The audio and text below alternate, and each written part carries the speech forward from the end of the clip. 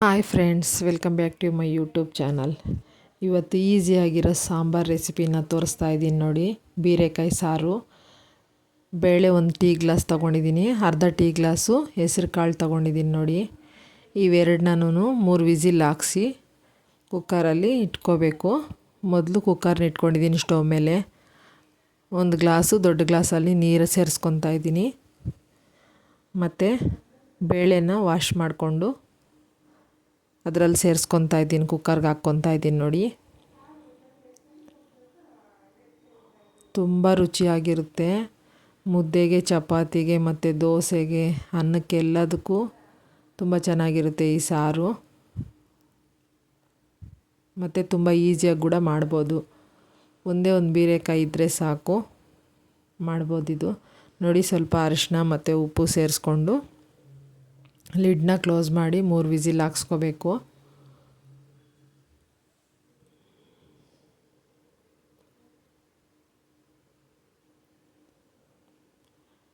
ನೋಡಿ, ಈಗ ವಿಸಿಲ್ ಬಂದಿದೆ. ಯಾವ ಥರ ಬೆಂದಿದೆ ಅಂತ ತೋರಿಸ್ತೀನಿ ನೋಡಿ.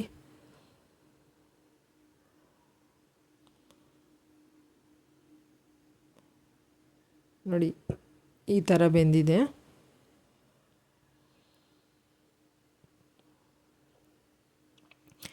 ಈಗ ಇನ್ನೊಂದು ಪಾತ್ರೆಯಲ್ಲಿ, ಇಲ್ಲಾಂದರೆ ಕಡಾಯೋ ಏನಾದರೂ ತೊಗೊಳ್ಳಿ. ನಾನು ಬಾಣಲಿ ತೊಗೊಂಡಿದ್ದೀನಿ. ಬಾಣಲಿಗೆ ಒಗ್ಗರಣೆಗೆ ಎಣ್ಣೆ ಹಾಕ್ತಾಯಿದ್ದೀನಿ. ಎಣ್ಣೆ ಕಾದ್ಮೇಲೆ ಸಾಸಿವೆ ಹಾಕ್ಕೋಬೇಕು.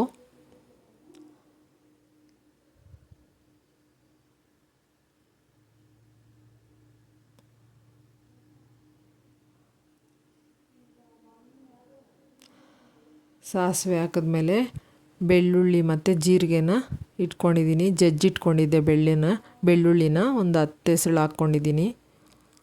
ಅದು ಹಾಕಿದ ನಂತರ ಮತ್ತು ಈರುಳ್ಳಿ, ಕರಿಬೇವನ್ನ ಸೇರಿಸ್ಕೊಳ್ಳಿ. 1-2 ಬ್ಯಾಡಗೆ ಮೆಣಸಿನ್ಕಾಯಿ ಮುರಿದಾಕಿದ್ದೀನಿ ನಾನು ಒಗ್ಗರಣೆಗೆ.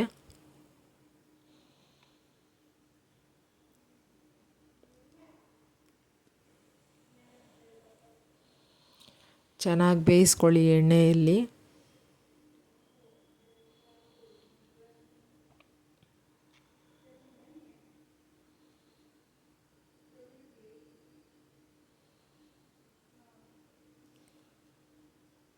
ನೋಡಿ, ಸ್ವಲ್ಪ ಈರುಳ್ಳಿ ಫ್ರೈ ಆದಮೇಲೆ 1.5 ಟೊಮೊಟೊ ತೊಗೊಂಡಿದ್ದೀನಿ, ದೊಡ್ಡದೊಂದು, ಮತ್ತು ಇನ್ನೊಂದು ಅರ್ಧ ತೊಗೊಂಡಿದ್ದೀನಿ.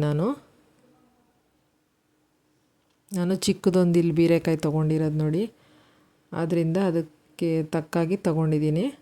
ಚೆನ್ನಾಗಿ ಬೇಯಿಸ್ಕೊಳ್ಳಿ ಟೊಮೊಟೊನ, ಸಾಫ್ಟ್ ಆಗೋವರೆಗೂ ಬೇಯಿಸ್ಕೊಳ್ಳಿ. ಈಗ ಸ್ವಲ್ಪ ಉಪ್ಪು ಸೇರಿಸ್ಕೊತಾ ಇದ್ದೀನಿ, ಟೊಮೊಟೊ ಬೇಗ ಸಾಫ್ಟ್ ಆಗಲಿ ಅಂತ. ಮತ್ತು ಈಗ ಒಂದು ಎಳೆ ಬೀರೆಕಾಯಿನ ರೌಂಡಾಗಿ ಹಚ್ಚಿಟ್ಕೊಂಡಿದ್ದೀನಿ ನಾನು. ಅದನ್ನು ಹಾಕ್ಕೊತಾ ಇದ್ದೀನಿ ಒಗ್ಗರಣೆಗೆ. ನೀವು ಯಾವ ಶೇಪಲ್ಲಿ ಬೇಕಂದರೆ ಆ ಶೇಪಲ್ಲಿ ಕಟ್ ಮಾಡ್ಕೋಬೋದು. ನಾನು ಇಲ್ಲಿ ರೌಂಡಾಗಿ ಕಟ್ ಮಾಡಿದ್ದೀನಿ. ತುಂಬ ಬಲ್ತಿದ್ರೆ ಮಧ್ಯದಲ್ಲಿರೋ ತೆಗೆದಾಕ್ಕೊಳ್ಳಿ. ನಾನು ಎಳೆದು ತೊಗೊಂಡಿದ್ದೀನಿ, ಆದ್ದರಿಂದ ಹಂಗೆ ಬಿಟ್ಟಿದ್ದೀನಿ. ಚೆನ್ನಾಗಿ ಕಲಿಸ್ಕೊಂಡು ಅದು ಬೇಯೋವರೆಗೂ ಲಿಡ್ ಕ್ಲೋಸ್ ಮಾಡ್ಕೊಳ್ಳಿ.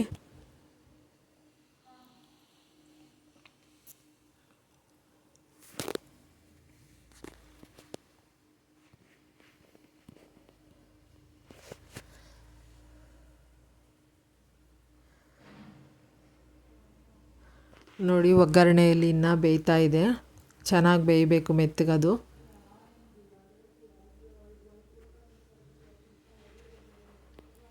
ಮತ್ತೆ 1-2 ನಿಮಿಷ ಲಿಡ್ ಕ್ಲೋಸ್ ಮಾಡಿದ್ದೀನಿ. ಈಗ ಅರ್ಧ ಟೀ ಸ್ಪೂನು ಚಿಲ್ಲಿ ಪೌಡ್ರ್ ಹಾಕ್ತಾಯಿದ್ದೀನಿ. ಮತ್ತು 1 ಟೀ ಸ್ಪೂನು ಸಾಂಬಾರು ಪುಡಿ ಹಾಕ್ತಾಯಿದ್ದೀನಿ. ಮನೆಯಲ್ಲಿ ಮಾಡಿರೋಂತಹ ಸಾಂಬಾರು ಪುಡಿ ಇದು. ಅದನ್ನು ಹಾಕ್ತಾಯಿದ್ದೀನಿ.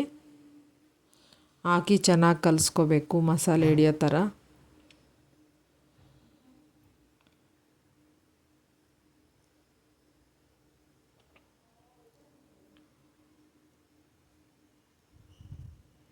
ಬೀರೆಕಾಯಲ್ಲಿ ನಾರಿನಾಂಶ, ಕಬ್ಬಿಣಾಂಶ ಜಾಸ್ತಿ ಇರೋದ್ರಿಂದ ವಾರಕ್ಕೆ 2 ಸಲ ಮಾಡ್ಕೊಂಡು ತಿಂದರೆ ತುಂಬ ದೇಹಕ್ಕೆ ಒಳ್ಳೆಯದು. ಒಂದೇ ಥರ ರೆಸಿಪಿ ಅಲ್ಲದೆ ಈ ಥರ ರೆಸಿಪಿಗಳನ್ನ ಮಾಡ್ಕೊಂಡು ತಿನ್ನೋದ್ರಿಂದ ಇನ್ನೂ ಹೆಚ್ಚಾಗಿ ಮಾಡಬೇಕು ಅನಿಸುತ್ತೆ ನೋಡಿ. ಈಗ ಬೀರೆಕಾಯಿ ಸ್ವಲ್ಪ ಫ್ರೈ ಆಗಿದೆ, ಆದ್ದರಿಂದ ಬೇಳೆನೂ ಮತ್ತು ಹೆಸರುಕಾಳು ಬೇಯಿಸ್ಕೊಂಡಿದ್ನಲ್ಲ ಅದನ್ನು ಸೇರಿಸ್ಕೊತಾ ಇದ್ದೀನಿ. ಸೇರಿಸ್ಕೊಂಡು ಚೆನ್ನಾಗಿ ಕಲಿಸ್ಕೋಬೇಕು.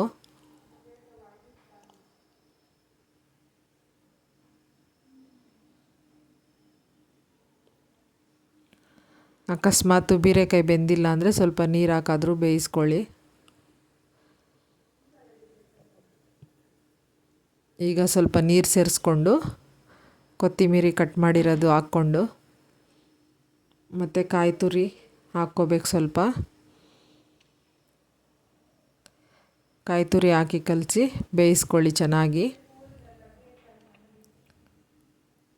ಉಪ್ಪೇನನ್ನ ಕಡಿಮೆ ಇದ್ದರೆ ಈ ಟೈಮಲ್ಲಿ ಸೇರಿಸ್ಕೋಬೋದು.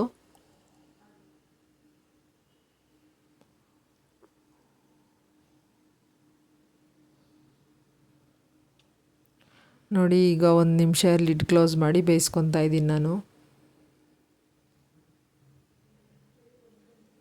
ಈಗ ನೋಡಿ ಬೆಂದಿದೆ ಕಾಯಿ. ಬೆಂದಿದ್ರೆ ಕಲರ್ ಚೇಂಜ್ ಆಗುತ್ತೆ ನೋಡಿ, ಅದು ಬೆಂದಾಗ ಬೇಗ ಗೊತ್ತಾಗುತ್ತೆ. ಗೊತ್ತಾಗಿಲ್ಲ ಅಂದರೆ ಇಸ್ಕಿ ನೋಡಿ, ಈ ಥರ ಕಟ್ ಮಾಡಿದ್ರೆ ಗೊತ್ತಾಗುತ್ತೆ ಬೆಂದಿದೆಯೋ ಇಲ್ವೋ ಅಂತ.